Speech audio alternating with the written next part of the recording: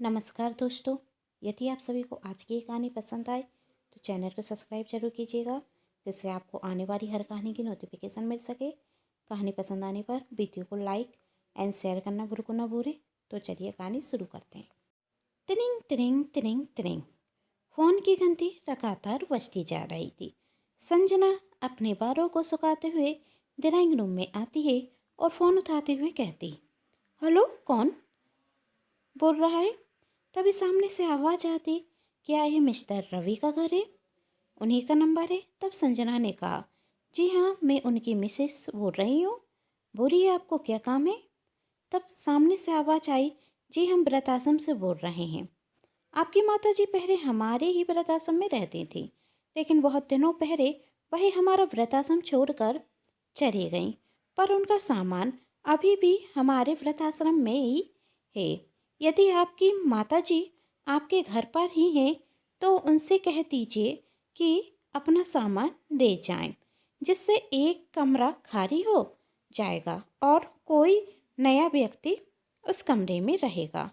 उनके सामान की वजह से व्रत आश्रम का कमरा भी बंद पड़ा हुआ है। यदि आपकी माताजी फिर से आने वाली हैं, आप हमें इस बात की सूचना दे दीजिए। तब संजना कहती, रॉन्ग नंबर। ना जाने संजना ने क्या सोचते हुए फ़ोन रख दिया और वह तैयार होने लगती है। तैयार होते हुए संजना जब खुद को आईने में देखती तो सोचती है कि मुझे समझ नहीं आ रहा कि उस बुढ़िया ने अचानक से व्रत आश्रम क्यों छोड़ दिया। क्या सच में माँ जी व्रत आश्रम से कहीं चली गई हैं या यह कोई साजिश है मुझे और रवि को फंसाने की, जिससे उस बुढ़िया को फिर से व्रत आश्रम से घर लाना पड़े। नहीं नहीं नहीं बाबा, हम नहीं जाने वाले। इतनी मुश्किल से तो बुढ़िया से पीछा छुड़ाया है, फिर से वहाँ जाएंगे तो क्या पता बुढ़िया फिर भी हमारे साथ आ जाए। नहीं जाने वाले। कहते हुए संजना अपने बाकी के काम करने रखती है। और कहाँ जा सकती है, वही गांव का घर तो पहले से ही बिक चुका।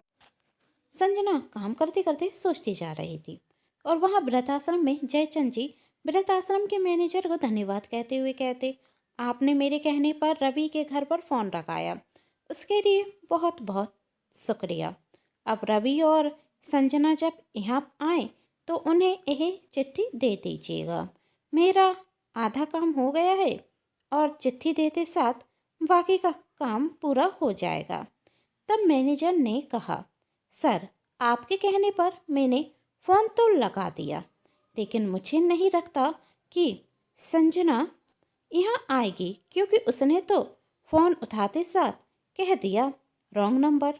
और क्या पता वही रवि को इस सब के बारे में बताए कि भी या नहीं। तब जयचंद जी ने मुस्कुराते हुए कहा, ऐसे बच्चों को मैं बहुत अच्छे से जानता हूँ, वह यहाँ पर जरूर आएगी। आखिर उसकी सास का सामान जो रखा है, कोई ज़रूरी काम सामान होगा तो उसे मिल जाएगा ना।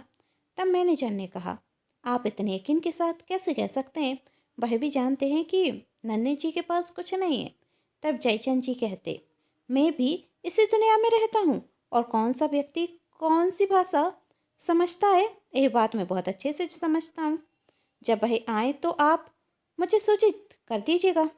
कहते हुए वह वहाँ से चले जाते। आखिर क्या योजना थी जयचंद की, चलिए जानते हैं। संजना कोई भी काम अपने मन से नहीं कर पा रही थी। दरअसल उसका काम में मन ही नहीं लग रहा था। ऑफिस में भी वह यही सब सोचती कि आखिर माँ जी कहाँ गई होंगी या यह उनकी कोई चार है।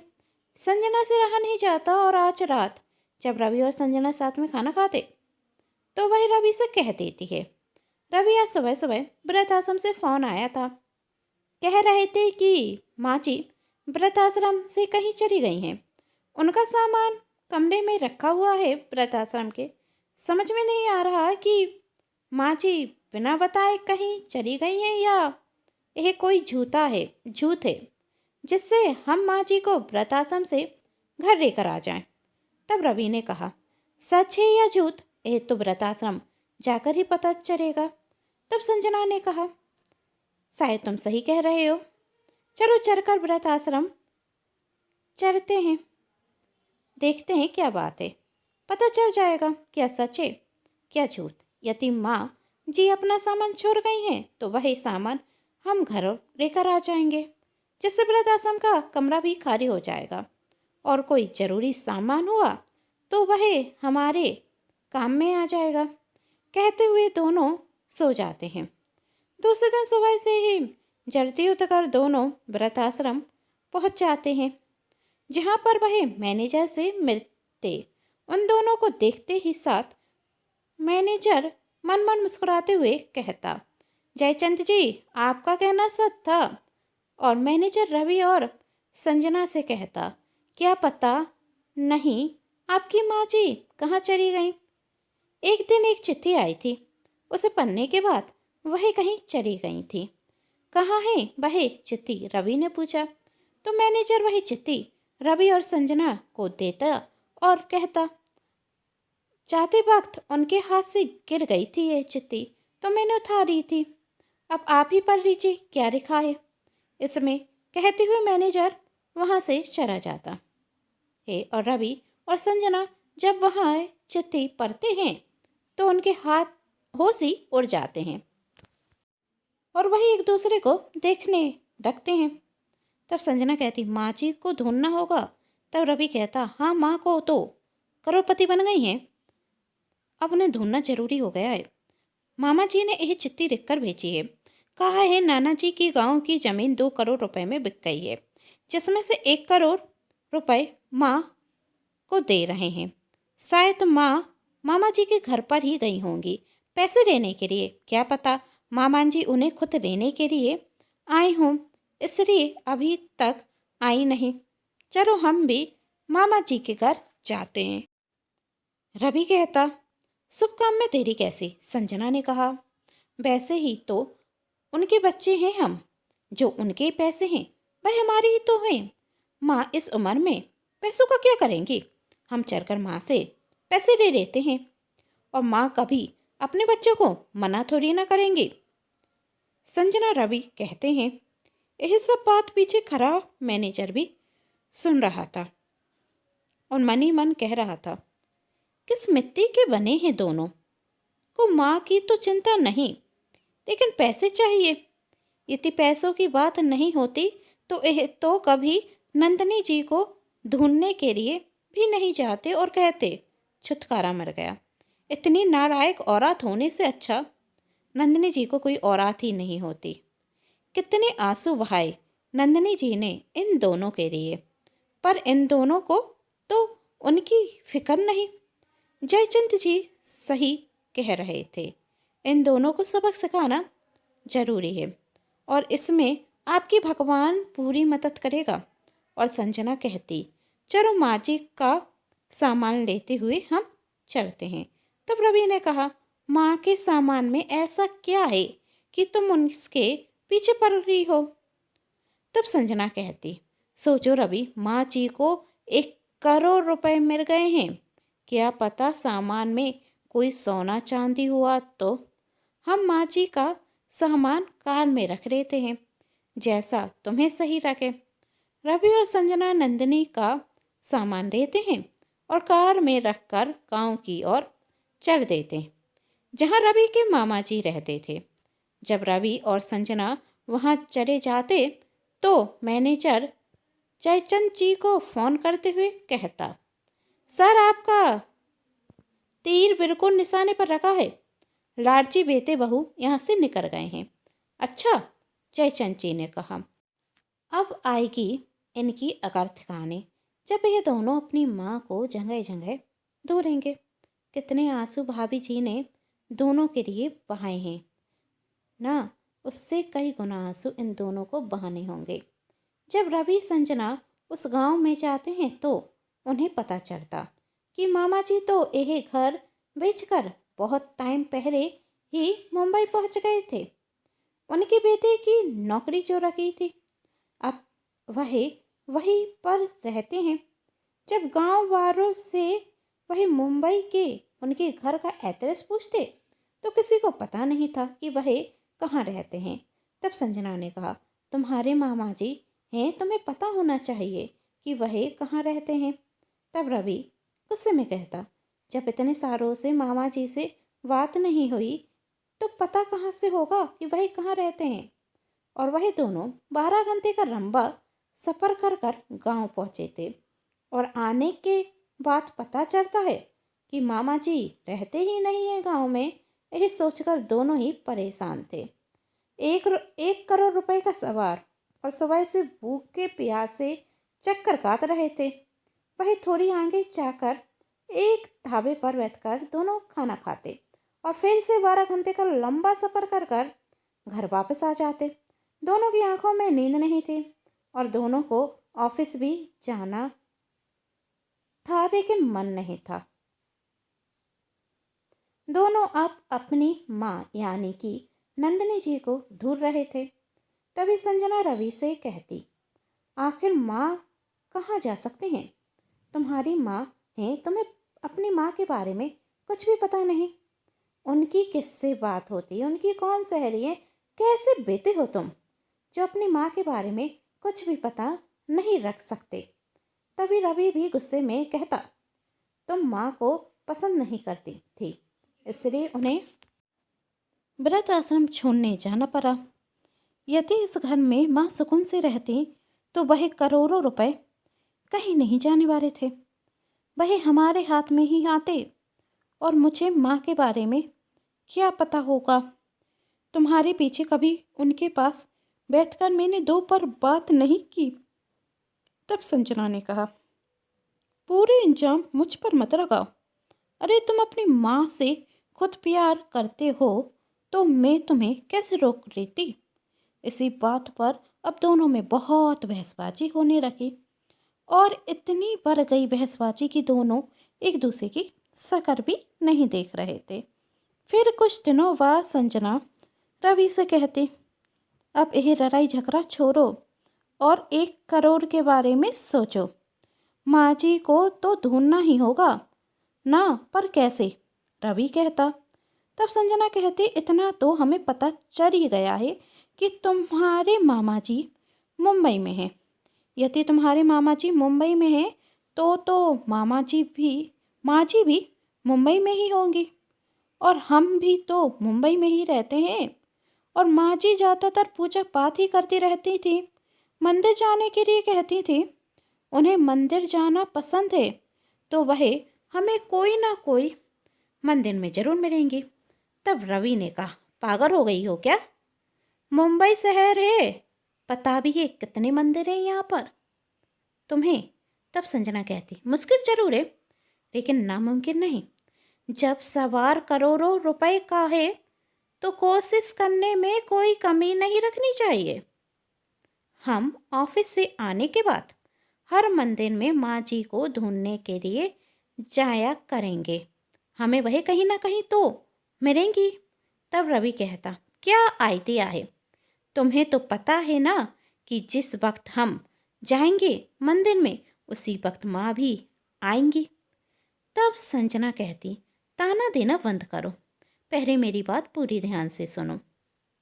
माँ जी जिस मंदिर में जाती होंगी वहाँ के पुजारी अब तक तो माँ जी को पहचानने रखे होंगे, तो मंदिर के पुजारी से हमें कुछ तो पता चलेगा ही। अब यही रास्ता बचा है, इसके सिवा कोई और रास्ता भी नहीं है। संजना और रवि नंदिनी को ढूंढने की पूरी कोशिश कर रहे थे। इस सब में 2 महीने निकल गए, लेकिन दोनों को नंदिनी जी का कोई पता नहीं चला, पर दोनों अपनी तरफ से हर कोशिश करते जा रहे थे। तब रवि कहता, माँ के पास पैसे आ गए हैं तो क्या पता माँ उन पैसों से दान पुण्य भी करने लगी हूँ। क्या पता किसी व्रत आश्रम में या किसी अनाथ आश्रम में पैसे दान करती हूँ, किसी स्कूल में या किसी मंदिर में। हमें हर व्रत आश्रम और अनाथ आश्रम को भी चेक करना चाहिए। तब संजना कहती, तुम सही कह रहे हो। तब रवि कहता कि अब हम साथ नहीं जाएंगे, साथ जाने में समय की बर्बादी है। तुम कहीं और देखना, मैं कहीं और देख लूँगा। तब संजना ने कहा, यही बिल्कुल सही रहेगा। और दोनों फिर से कोशिश करने लगते। हर मंदिर, हर व्रत आश्रम, अनाथ आश्रम और हर स्कूल, हर अस्पताल, हर उस जगह वही दोनों देख रहे थे जहां उनकी माँ जी हो सकती थी। पर दोनों की लाख कोशिशों के बाद भी अभी तक उन्हें नंदिनी जी का पता नहीं चला। दोनों थक हार कर बैठ चुके थे। तभी रवि कहता, यही बात मुझे पहले क्यों नहीं सूझी। तब संजना ने कहा, किस बारे में बात कर रहे हो तुम। तब रवि कहता, क्या पता पैसे आने के बाद माँ फिर से गांव चली गई हो। वैसे भी उन्हें तो गांव में अच्छा लगता था। आज आस पड़ोस की चाची से बोलना उन्हें पसंद था। गांव में तो उनकी बहुत सी यादें जुड़ी हैं। शहर में रहकर उन्हें पसंद नहीं आया यहाँ का माहौल, तो वही गांव में जाकर रहने लगी हो। तब संजना ने कहा, जब इतनी कोशिश कर ली तो गांव जाकर भी हमें देख लेना चाहिए। मेरे ख्याल से भी माँ जी हमें गांव में ही मिलेंगी। और दोनों कार स्टार्ट करते और एक लंबा सफ़र फिर से करने के बाद गांव पहुंच जाते। रवि अपने गांव के घर में जाता जहां वह पहले रहते थे। जिसे देखते हुए संजना कहती, रवि तुम्हारा गांव में इतना बड़ा घर था और तुम्हारे माँ बापू जी ने इसे बेच दिया। अब यदि यह घर अभी हमारा होता तो इसकी कीमत कम से कम 50-70 लाख तो होती। रवि घर का दरवाजा जब खटखटाता तो घर के मकान मालिक उसमें से निकलती और रवि अपनी माँ के बारे में पूछता। तब मकान मालकिन कहती, बेटा जब से तुम्हारी माँ यह घर बेचकर गई है तब से तो वह कभी दिखी ही नहीं। हाँ, कभी कभार फोन पर बात जरूर हुई। वैसे बहुत अच्छे स्वभाव की थी तुम्हारी माँ, पर तुम उनके बारे में क्यों पूछ रहे हो। वह तो शहर में तुम्हारे साथ ही रहते हैं। तब रवि ने कहा, वह दरअसल कुछ दिनों से माँ कहीं चली गई। उन्होंने कुछ बताया ही नहीं। अब वह थोड़ी सी नोक-झोंक क्या हो गई, वह तो घर छोड़कर ही चली गई। हम उन्हीं को तलाश रहे हैं। रवि की ये बात सुन वह औरत मुस्कुराते हुए कहती, क्या बेटा तुम्हारी माँ भी तुम्हारी तरह बचपन की हरकतें करती हैं। हम कुछ समझे नहीं, संजना ने कहा। तब वह औरत बताती, रवि भी जब बचपन में अपनी माँ से नाराज हो जाया करता था तो कहीं जाकर छुप जाता था। लेकिन रवि कहीं भी छुपे नंदिनी उसे दूर ही रहती थी। आखिर वह अपने बेटे से इतना प्यार जो करती थी, वह उसके बिना एक पल नहीं रह पाती थी। अरे तुझे पता है रवि, एक बार तू छोटे में बहुत बीमार हो गया था। तेरा बुखार था कि उतरने का नाम ही नहीं ले रहा था। फिर तेरी माँ ने यह गांव के मंदिर में जाकर प्रार्थना की, रवि मिल जाए तो मैं हर मंदिर में दर्शन करने के लिए जाऊंगी आसपास के।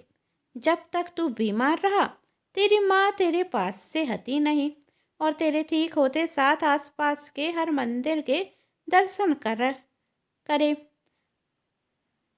अपनी सोने की चूड़ियाँ बेचकर तेरा इलाज कराया। और जब तू भरा हुआ और अच्छे नंबरों से तूने 10वीं पास की तो अपनी माँ से बाहर पढ़ने के लिए जिद की। लेकिन पैसे तो थे नहीं, इसलिए उसने यह घर गिरवी रखा और मुझसे कुछ पैसे लेकर तुझे शहर पढ़ने के लिए भेज दिया। उसके बाद जब तेरी नौकरी लगी तो तूने अपनी माँ से कुछ पैसे मांगे तो उसने घर मुझे बेच दिया। तब मैंने तेरी माँ से कहा था, घर मत बेच नंदिनी, आजकल के बच्चों का भरोसा नहीं। बुढ़ापे में कोई सेवा नहीं करता। आजकल तो बच्चे अपने माता पिता को सिर्फ पैसों से पूछते हैं।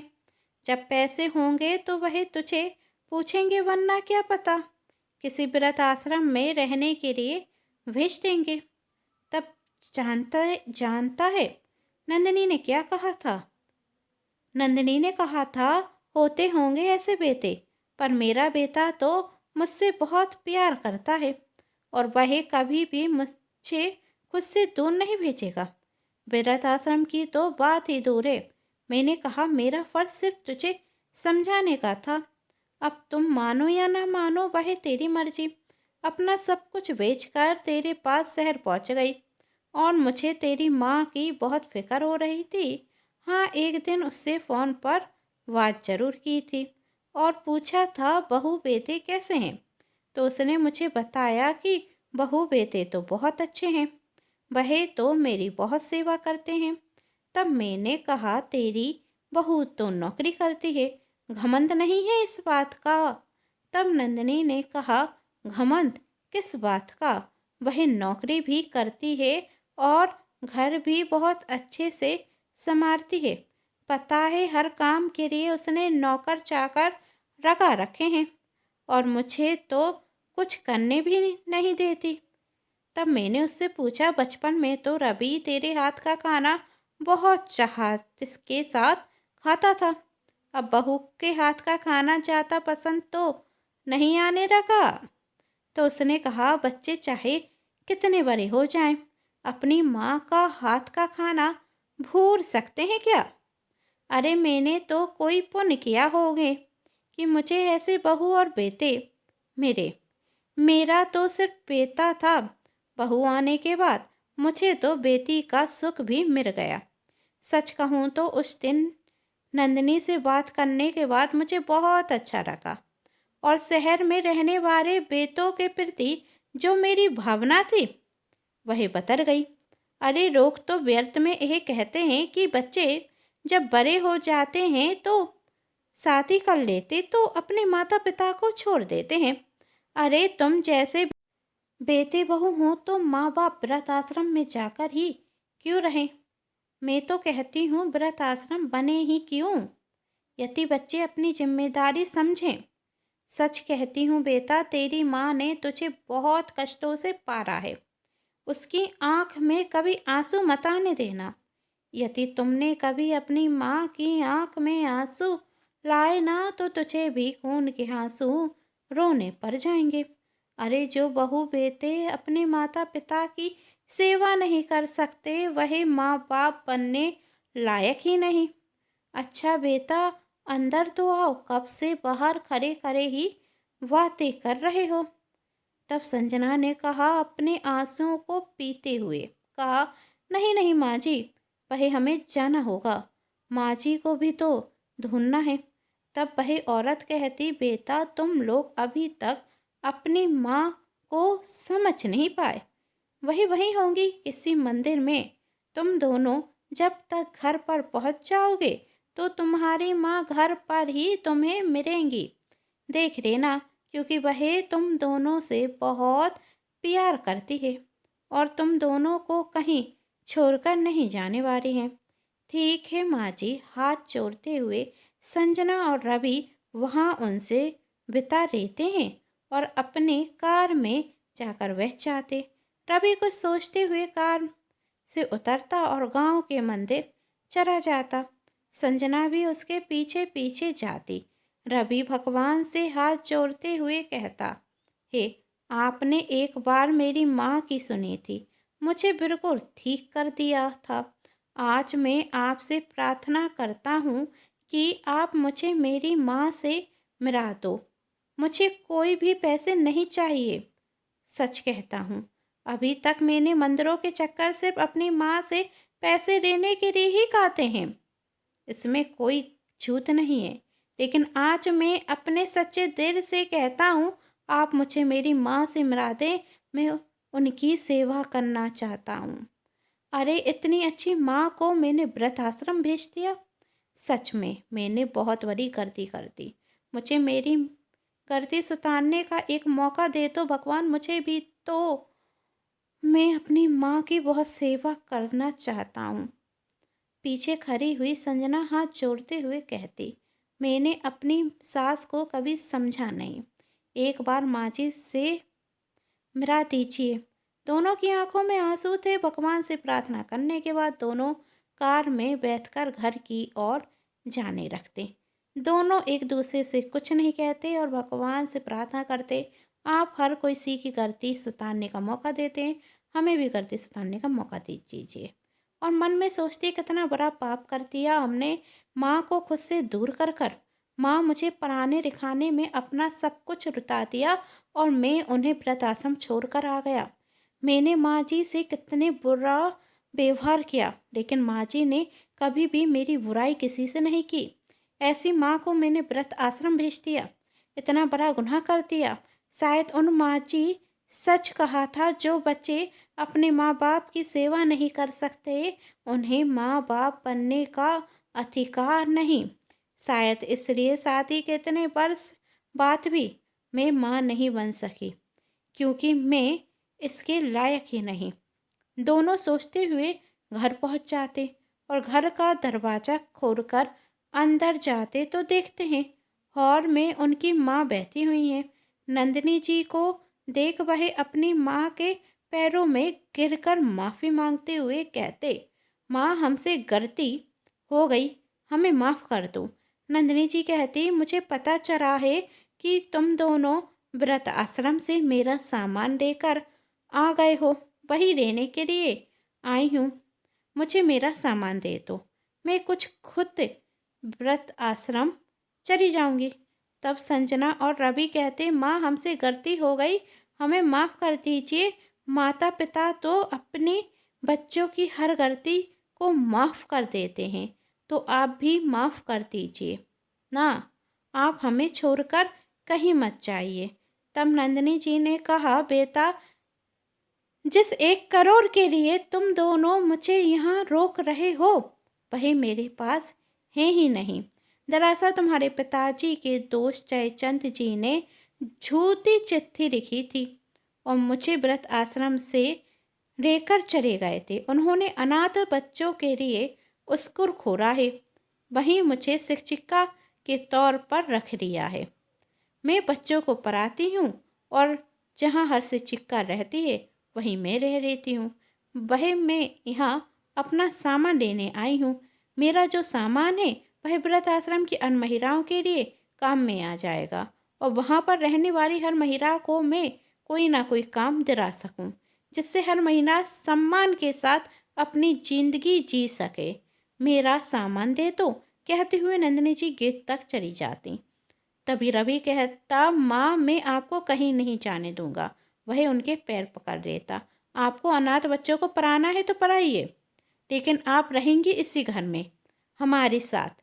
मैं आपको कभी समझ नहीं पाया, लेकिन आज मुझे पता चला है कि आपने मुझे इस लायक बनाने के लिए कितनी कुर्बानी दी है।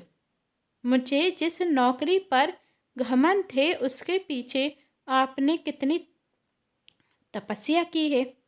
हाँ माँ जी, मुझे माफ़ कर दीजिए, संजना ने कहा पैर पकड़ते हुए। मैंने आज तक कभी भी आपका आदर सम्मान नहीं किया, इसलिए भगवान ने मुझे भी बेऔलाद रखा। शायद यही मेरी गलती की सजा है, लेकिन अब आप यहाँ से कहीं नहीं जाएंगी, क्योंकि मैं अपनी माँ जैसी सास को खोना नहीं चाहती। अब माँ तो माँ ही होती है। अपने बच्चों के इतने आंसू देखने के बाद नंदिनी जी उन दोनों को माफ़ कर देती और अनाथ आश्रम में बच्चों को भी पढ़ाती और खुशी खुशी अपने बच्चों के साथ रहती। माँ का आशीर्वाद तो बच्चों को मिलता है। कुछ समय बाद संजना गर्भवती होती और वह एक प्यारे से बेटे को जन्म देती और अपनी सास से कहती है, इसमें आप अच्छे संस्कार देना, जिससे ये हमें कभी ना भूले। दोस्तों, ये कहानी आप सभी को कैसी लगी नीचे कमेंट बॉक्स में बताना बिल्कुल ना भूलें। कहानी पसंद आई है और ऐसी कहानियाँ और भी देखना चाहते हैं तो चैनल को सब्सक्राइब कर लीजिएगा और पास में जो बेल आइकन का बटन है उसे भी प्रेस जरूर कर दीजिएगा, क्योंकि उसी से मिलेंगी आप सभी को मेरी आने वाली हर कहानी की नोटिफिकेशन। कहानी पसंद आने पर वीडियो को लाइक जरूर कीजिएगा, क्योंकि जब आप करते हैं वीडियो को लाइक तो मुझे मिलती है कहानियाँ लिखने के लिए प्रेरणा। और कहानी को अपनों के साथ शेयर करना बिल्कुल ना भूलें। तो मिलते हैं अगली कहानी के साथ। कहानी पसंद आने पर चैनल को सब्सक्राइब, वीडियो को लाइक एंड शेयर जरूर कीजिएगा। Thanks for watching.